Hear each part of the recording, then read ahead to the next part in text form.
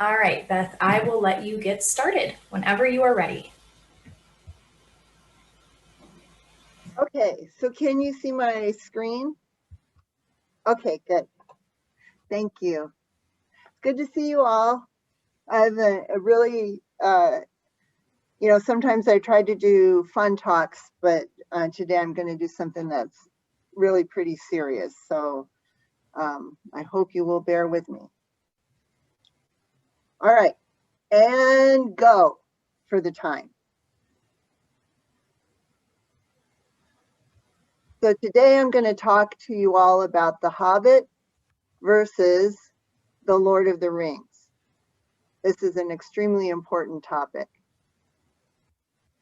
So I have a variety of criteria on which I compare the two movie trilogies. One, of course, is the possibility to generate memes. Hands down, Lord of the Rings gave us the best meme generator by Sean Bean's One Does Not Simply. And here's just a small sampling of the beautiful things you can do with One Does Not Simply. I really like the One Does Not Simply Look at Only One Meme. So we can go down that rabbit hole. So 1 point for Lord of the Rings. The next one is the length.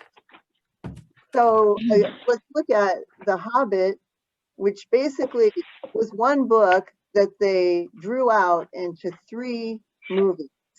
I remember watching the first installation of the Hobbit trilogy at the theater, and I couldn't figure out how they were going to get it done in one movie. And then I realized that was never their intent. Lord of the Ring actually was 3 books and made into 3 movies. So I, again, go with Lord of the Rings as the winner on that criteria. Then the cast of characters. Let's look at the dwarf. We have Thorin in The Hobbit and Gimli in Lord of the Rings. And Gimli was definitely a fierce warrior, as was Thorin, but he had a sense of humor, and Thorin took himself way too seriously, and of course got gold fever, as we all know. So again, Gimli, Lord of the Rings. Then let's look at The Hobbit, Bilbo versus Frodo.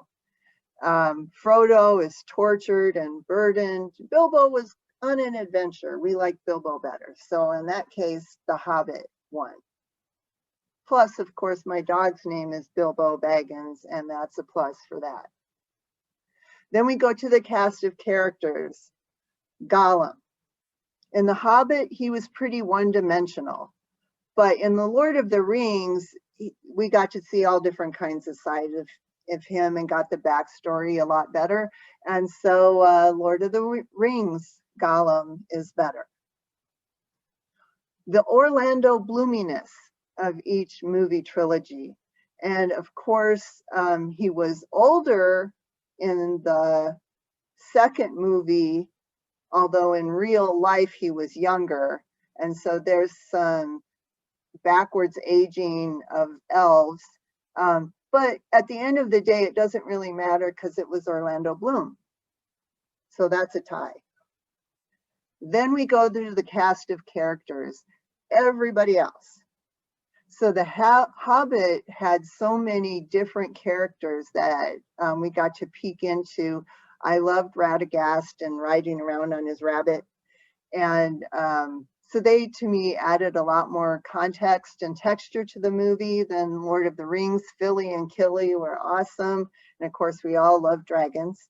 So I give that win to The Hobbit. So CGI. It was present in both movies, but we all understand that Peter Jackson got bored halfway through making The Hobbits and just put in as much as he could just to get through it. So we'll just go with Lord of the Rings. So which is better? It just depends. Do you want an adventure or do you want a quest? Both have bad guys, but The Hobbit is lighter and not so tragic. But Lord of the Rings is more good versus evil on a much higher level. So that is my analysis. Oh, yeah, but it's not on. It's not full. Excellent. Thank you so much, Beth. That was awesome. You went a few minutes or 1 minute over 3 minutes, but that's okay. Well, I was doing that in Elven time, which ages backwards. So really I was right on target. Ah, I see. Yeah, That, in that case, well done. Well done. 3 minutes. I love it. Exactly. Perfect. And Tish time is 2 seconds. Absolutely. Madison is, the math is spot on there. So thank you so much, Beth. That was wonderful.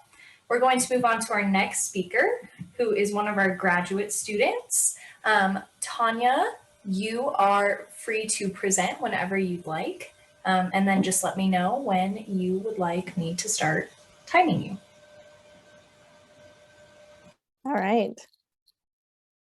So I will be talking about some real bad guys, and I'm sorry in advance.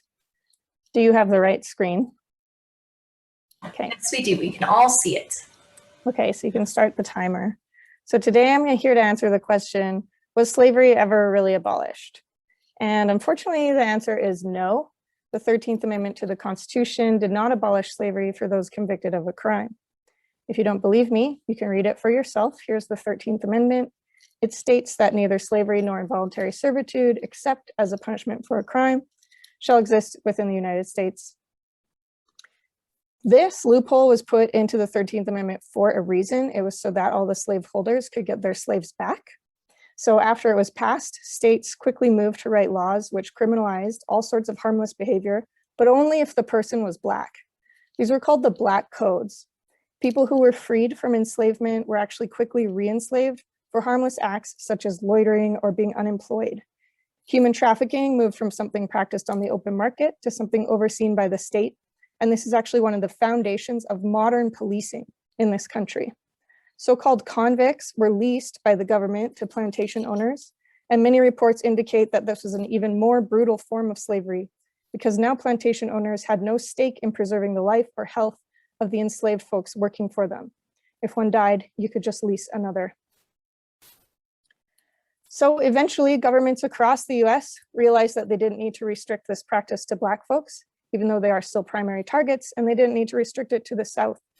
Indigenous people, Latinx people, queer people, leftists, and many more became targets as well. Criminalization of all sorts of harmless behavior is a key component of the US legal system. The United States cages and enslaves more people than any other nation on earth. The land of the free is actually the land of the unfree. Prison slavery is a booming business in both public and private prisons. The exploitation of prison labor perpetuates cycles of poverty and recidivism while dehumanizing and abusing people who need help. So, legal slavery across the United States never ended. Federal, states, and private prisons exploit prisoners as slaves even today. In prison, people work for private corporations, state-owned corporations, correctional agencies, and they make an average of 86 cents an hour. In prison, people who refuse to work are often punished for their refusal.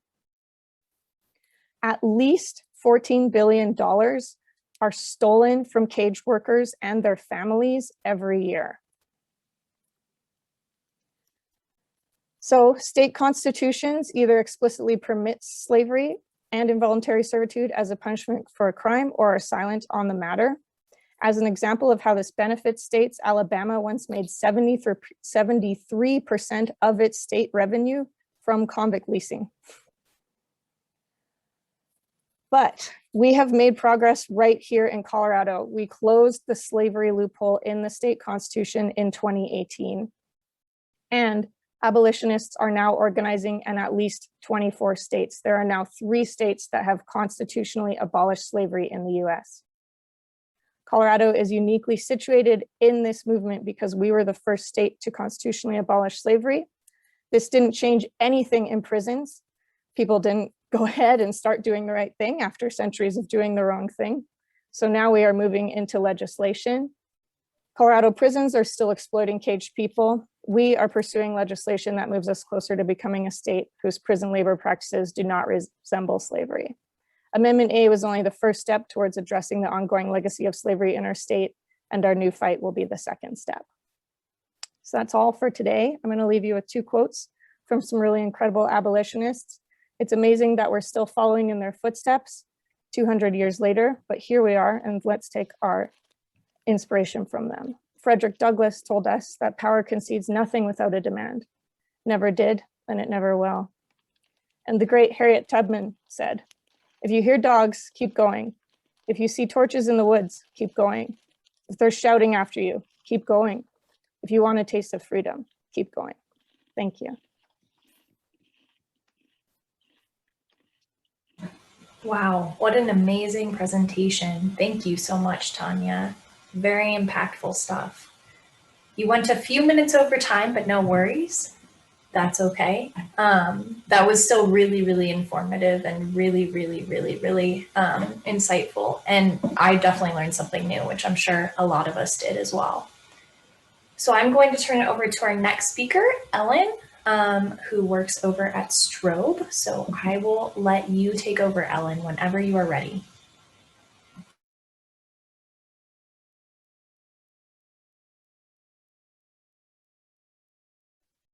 Okay, so hopefully my PowerPoint is up. We're good? Okay, I got some thumbs up. Okay, so I think we're ready.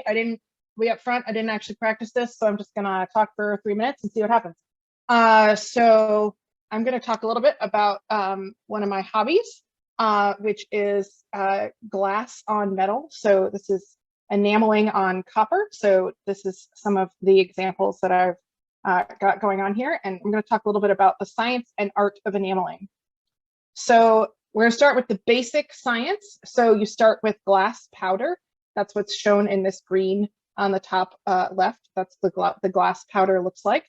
You take a mesh sifter, you sift it onto a copper surface, and then this bottom right picture shows that as well. Then you put it on a little metal rack, and then you bake it at 1500 degrees Fahrenheit. And so the glass will melt onto the copper, and you have to use copper. There's a variety. I'm not going to go into all of the science here, but there's reasons that you can enamel on certain metals and not others.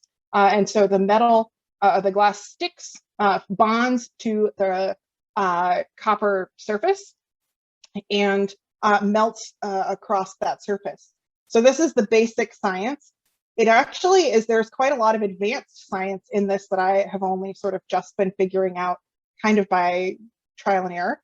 So the enamel powder, which is some very small pellets of glass, has to be sifted correctly to layer and pack correctly and not bounce off. And you also need multiple powder sizes for close packing. So those of you who do sort of anything involving mixing or packing, close packing theory and things like that, that's relevant to this. If you don't use the right size particles or the right size mesh, the powder will not stick to the metal. So smarter people than me have figured out how to do all of these things, and then I just follow the directions. But if you want to do things, more interesting things, you have to understand some of these details. Enamel also becomes liquid when it melts. So it starts as a powder, but then it becomes a liquid. And so you have to consider things like surface tension, and the way you can see in some of these pictures on the top right, that you have to set up the powder correctly so that when it sort of pulls together as a glass blob after the fact, it ends up where you want it to end up. And so these are sort of more correct and less correct. I like how they describe that. Some more advanced science, this is more chemistry. So certain colors, the yellows, reds, and purples, contain cadmium and selenium. Those are the heavy metals they use to get those colors. And those react with the copper and turn black. So if you see on the bottom, those little quadrants are the transparent enamels on over white, which is the top left. The top right is on clear with a layer of clear enamel in between. Bottom left is on top of silver or gold. And then on bare copper, you can see the one on the right, which has cadmium and selenium in it, turns black. So you can use this if you know this about certain colors to get some interesting effects. Another advanced science piece is something called separation enamel. So that's this reddish brown stuff. It changes the viscosity of the melted glass. And so the melted glass sort of does interesting things in layers. and you can see the color shift that you get as the things cool. And I will just leave you with the Art of Enamel. These are some of the pieces that I've made over the last couple of years. The top right shows all the colors that you have to work with. So thank you very much. I hope it was interesting.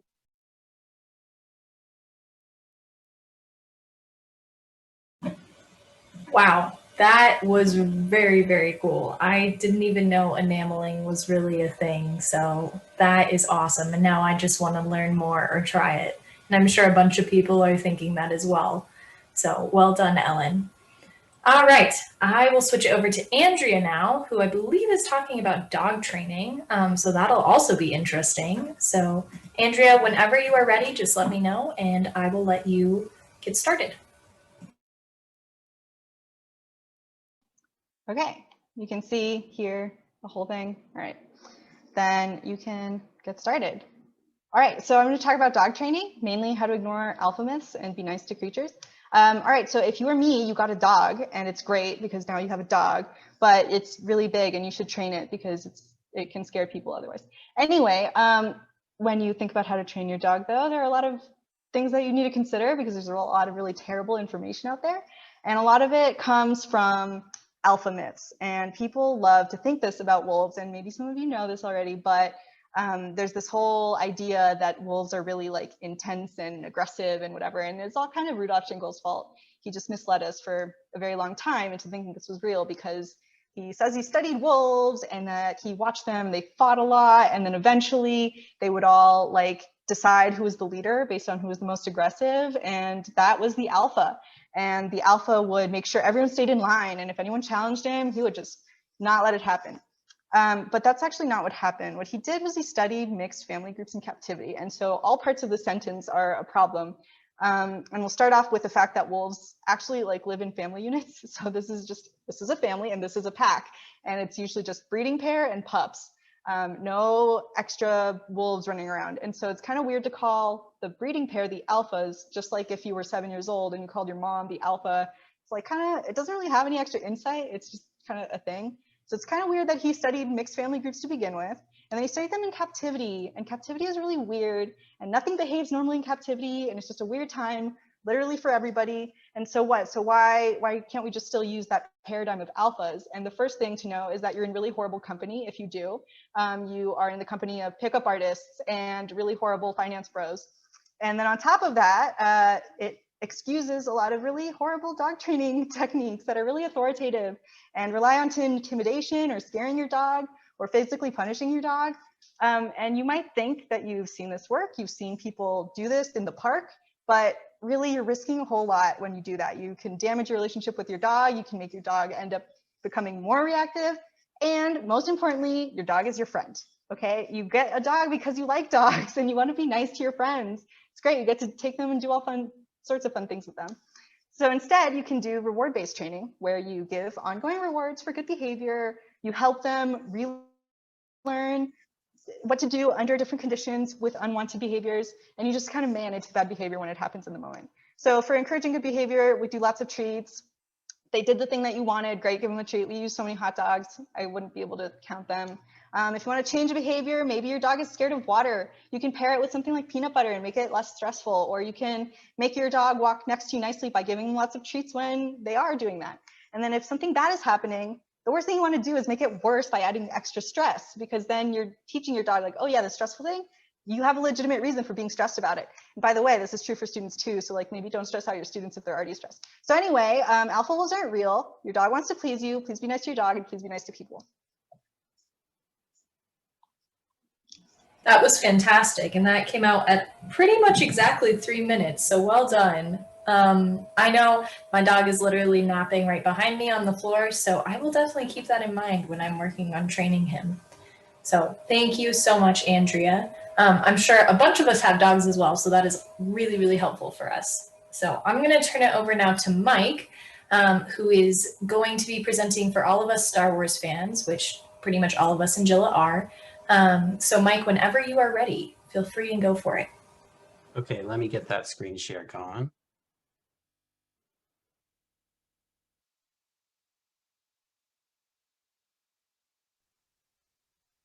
All right. Can you see a big black rectangle? Yes, we can. Perfect. Okay. All right. So action. All right. Thanks, Kenna. Thanks, everybody. I'm going to get started with a little bit of a game. I'm going to play a video clip, and you're going to know what to do when you see it. A little bit of trivia. You're wrong, Leia. You have that power too. In time, you'll learn to use it as I have.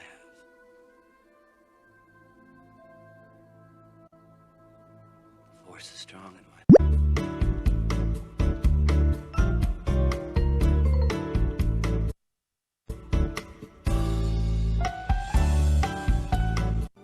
All right, I can't see the chat, but I'm going to assume everybody got it right. Family is the correct answer. And that's going to bring us to the full title and the thesis statement of this talk, which is that nobody ruined your childhood, okay? Just relax.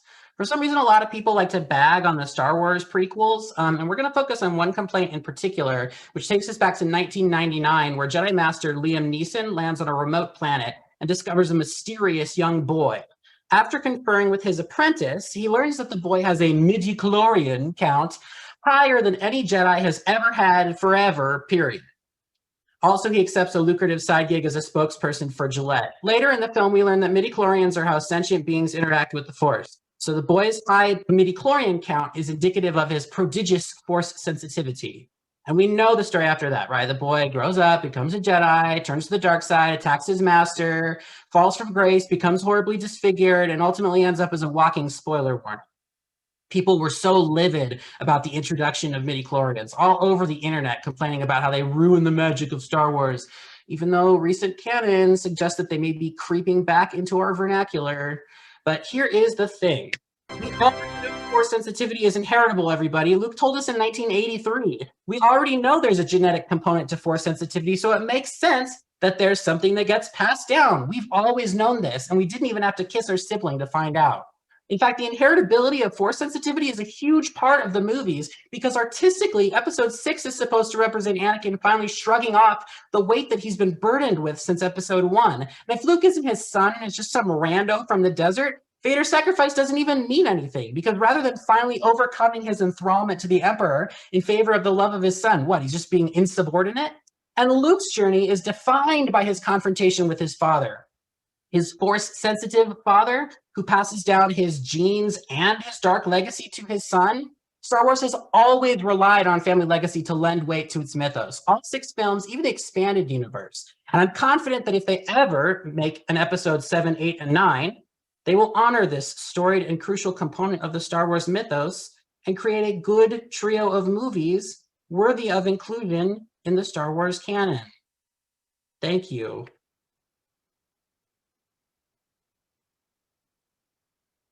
Wow, that was exactly 3 minutes as well. Good job, Mike. That was also like fantastically hilarious. I'm sure all of us, like me, were falling out of our seats at some parts of it. So well done. And I will never look at the first movie the same way again. So thank you so much for putting on that wonderful talk.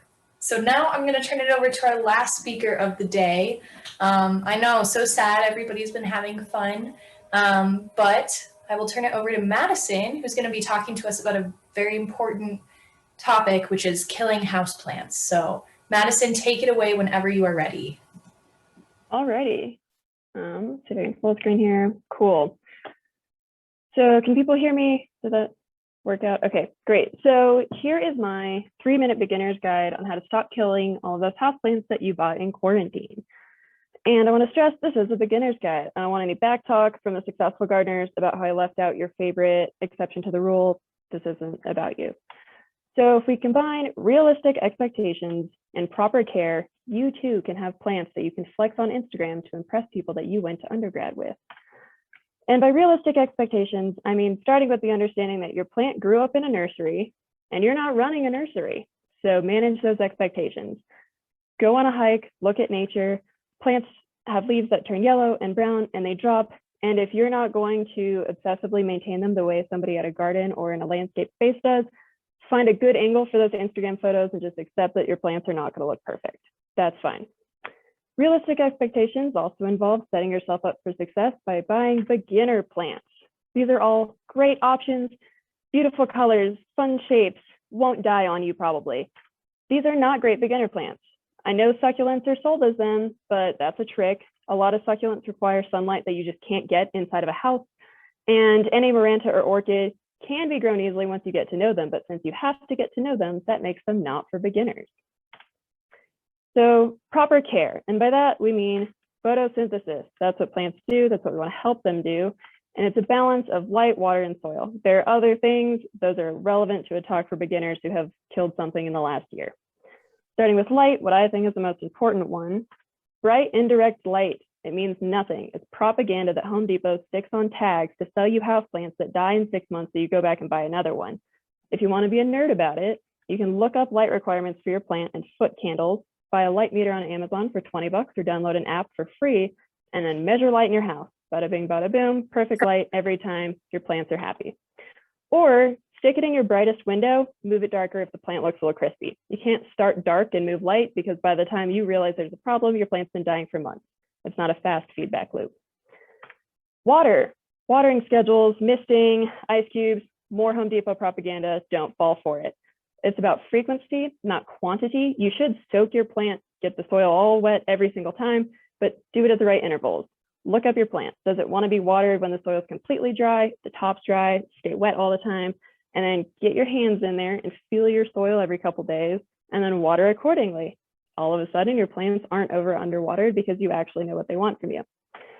Lastly, potting soil. Use regular potting soil. This is a talk for beginners. If your plant needs something else, it's not a beginner plant, buy a different one. If you have learned anything so far, you're definitely a beginner. That's fine. We all start somewhere. All your pots need drainage holes. Plants can grow in pots without drainage holes. That's not an easy thing to do. Don't worry about it. Hot take, if you're having drainage problems, it's probably a light problem. Plants that don't have enough light aren't growing, so they're not using water. Any water you give them will be too much. So to sum it all up, start by managing your expectations and then choose a plant that sets you up for success. Then set that plant up for success with enough light and water and properly draining pots. And then you too can fill that void in your life with 30 houseplants because you and I both know we're not responsible enough for pets. Thank you. That was fantastic as well. Thank you so much, Madison. I will not look at my plants the same way again and hopefully not kill them. I think pretty much all of us here have killed at least one plant in our lives, so that is a very helpful talk. Well, that is it for JILAX, everyone. Thank you so much for sitting in and listening to our amazing speakers. If you have any recommendations for next year's talk or want to even sign up a year early, please feel free to email me. But other than that, I hope you all have a wonderful rest of your day. And thank you again for coming. So we'll end this meeting. And if you do want to watch it again, it'll be up on our virtual JILA website as well as our YouTube channel. So bye, everyone. Thank you.